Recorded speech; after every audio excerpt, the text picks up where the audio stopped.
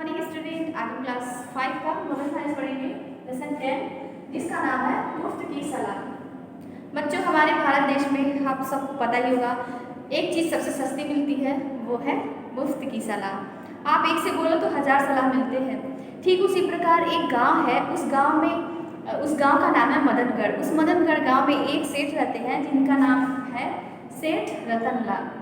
वो पता है बच्चों, अपनी धूर्तता के कारण लोगों को अपने जाल में फंसा लेते हैं और उनसे अपना सारा काम निकाल लेते हैं। उसमें वो बहुत माहिर है, उनको उसी का किताब हासिल था बच्चों, पूरे गांव में फेमस थे।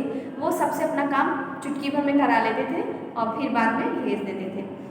बच्चों, इसी तरह वो आगे करते करते अपने इस काम में बहुत ख्याति प्राप्त कर चुके थे, उनको कोई हरा नहीं सकता था उस काम में। तो एक दिन वो बाजार गए बच्चों। जब वो बाजार गए तो बहुत सारा सामान खरीदा। वो सब सारा सामान खरीद दिया तो उनको ले जाने में समस्या कि हम घर लेके जाएंगे कैसे, क्योंकि थोड़ी वस्तु तो हम ले जा सकते हैं हाथ में पकड़ के कंधे पे रख के, लेकिन ज़्यादा हो तो किसी के सहारे की ज़रूरत तो पड़ती है।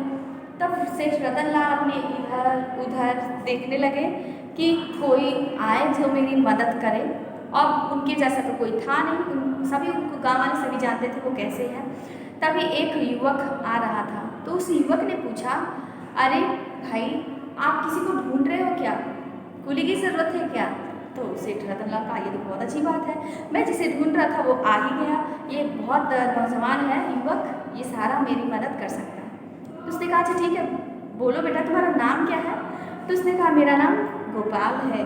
उसने कहा, अच्छा ये बताओ आपको काम की ज़रूरत है? बोले, हाँ मुझे बहुत काम की ज़रूरत है। काम कैसा करते हो? बहुत अच्छा करता हूँ।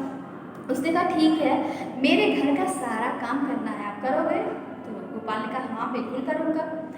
अब उस गोपाल सारा सामान लेके चल दिया। गोपाल आगे आगे और सेठ रतनलाल पीछे पीछे। अब जब चलते चलते गए तो गांव की सीमा का जैसे ही रेखा आया, सेठ रतनलाल ने अपना ढूंढना शुरू कर दिया। सेठ रतनलाल ने कहा, अच्छा ये बताओ बेटा, मैं तुमसे एक प्रश्न पूछता हूँ। अगर मैं तुम्हें एक चीज़ दूँ, मैं तुम्हें पैसे दूँ या कीमती सलाह दूँ, तो तुम क्या लेना पसंद करोगे? बुद्धिमानी सलाह दूँ तो वो बाला बहुत बुद्धिमान था। उसने कहा कि मैं सबसे पहले आपका कीमती सलाह लूँगा, पैसे की नहीं ज़रूरत है, मैं कीमती सलाह लूँगा। फिर कहा, अच्छा ठीक है, आगे चलते गए। तो जैसे आगे गए तो उसने कहा, सेठ रतनलाल ने कहा, अच्छा ये बताओ, आग जो, अगर कोई आपसे कहे कि आग जो है वो तरल पदार्थ है तो तुम्हें मान लेना चाहिए। तो कहा, ये कैसा सवाल है, आग तरल पदार्थ है, ये किसने कहा? सोचा कि ये मजाक कर रहे हैं। गोपाल ने सोचा ये मजाक कर रहे हैं। फिर वो आगे चलते गए।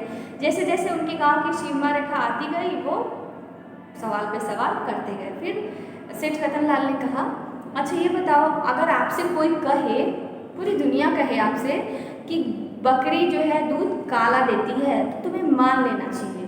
कहा, ये कौन सा सवाल है, बकरी काला दूध थोड़ी देती है? अपने मन में सोचा। फिर कहा, कोई बात नहीं, ये ना इनके दिमाग जैसे लगता है पागल हो गए हैं, ऐसी ऐसी हरकतें कर रहे हैं। बस कुछ ही दूर था बच्चों उनका गांव, कुछ कदम ही रह गए थे। फिर उन्होंने एक सवाल किया, अब ये बताओ, पूरी दुनिया कहे कि बर्फ जो होता है वो गर्म पदार्थ है, तो तुम्हें मान ही लेना चाहिए।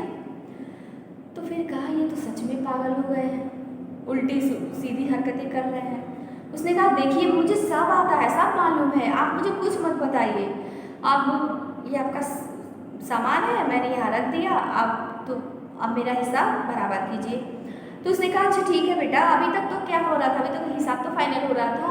तुमने कहा था कि मुझे कीमती बुद्धिमानी सलाह चाहिए, तो मैं तो अभी तक सलाह ही देते आ रहा था, तो पैसे की क्या बात? अब मेहनत आप करो और बदले में आपको कुछ ना मिले तो आपको गुस्सा तो लगेगा ही ना, बहुत गुस्सा लगेगा। फिर क्या हुआ, सेठ रतनलाल का सारा सामान गोपाल ने कचरे के कूड़े के ढेर में फेंक दिया। अब सेठ रतनलाल बहुत चिल्लाए, बहुत चीखे, पर सारा सामान तो बेकार हो गया। तो फिर गोपाल ने कहा कि मैं आपको एक बात बताता हूँ, अगर पूरी दुनिया में कोई कहे कि आपके जैसा मूर्ख, आपके जैसा बुद्धिमान कोई नहीं है, तो आप ये मान लीजिए, आपके जैसा मूर्ख दुनिया में कोई नहीं है। ये मैं आपको सलाह मुफ्त में दे के जा रहा हूँ।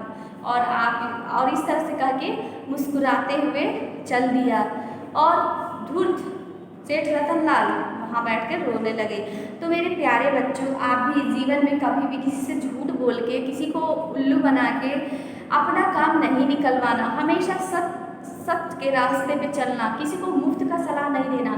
जैसे अगर किसी को सलाह देना है तो सही देना, बेकार सलाह नहीं देना, क्योंकि सलाह देके आप चले जाओगे, लेकिन जिसको आपने सलाह दिया है वो आपको जीवन भर याद करेगा, क्योंकि आपकी वजह से किसी का नुकसान हुआ तो भी वो आपको याद करेगा।